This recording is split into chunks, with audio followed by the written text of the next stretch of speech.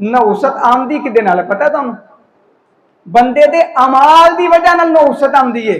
कुरान पाक की आयत पढ़ी सी मैं दूसरे नंबर पे सुर रूम दी अल्लाह जुल जलाल वल इकराम के फरमाते ने ज़हरल फसादु फिल बर्री वल बहरी बिमा कसबत ऐदिन नास लियुज़ीक़हुम बाज़ल्लज़ी अमिलू लअल्लहुम यरजिऊन।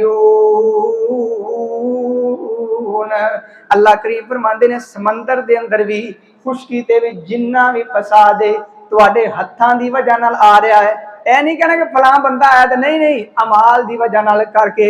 एक हदीस के अंदर मैं पढ़िया सी नबी अलैहिस्सलातु सलाम ने फरमाया वे शायद कोई कैदी आए तो आपने फरमाया मेरे सहाबा इन्हां कैदियां दे नाल बद अखलाकी नहीं करनी क्योंकि इन्हां नाल बद अखलाकी करोगे नहूसत तुहाडे घर दे अंदर आ जाएगी।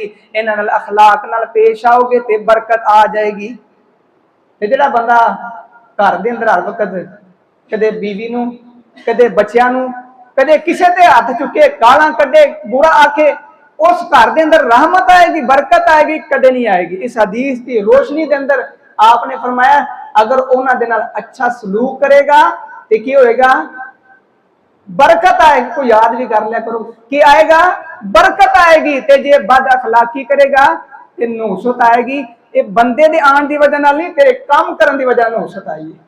आई एक और हदीस नबी अलैहिस्सलातु सलाम ने फरमाया बल्कि कुरान पाक के अंदर सूरत बकरा के अंदर अल्लाह जुल जलाल वल इकराम ने ते इत्थे तक इरशाद फरमाया है वो सूद खान वाले सूद ते कारोबार करने वाले ये नहुसत कितनी है। क़यामत वाला दिन होएगा इन्हों क़यामत वाले दिन उठाया जाएगा तो इंज होएगा जिस तरह शैतान ने इन्हों छुआ है एक पागलों की तरह खड़ा होएगा तो पूछा जाएगा क्यों बनता है क्यों क्यों आजाद है। ते अल्लाह करीम फरमानगे दुनिया के अंदर मेरा इस बंदे ने नाफरमानी की एक हुक्म की नाफरमानी मैं ना ते सूद नूं हराम कीता सी ये सूदी कारोबार भी करता सूद ते पैसे लंदा भी सी देंदा भी सी।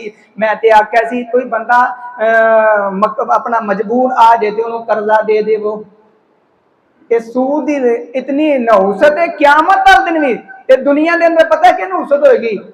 नहुसत होएगी अल्लाह तुहाडी औलाद नूं नाफरमान कर देगा।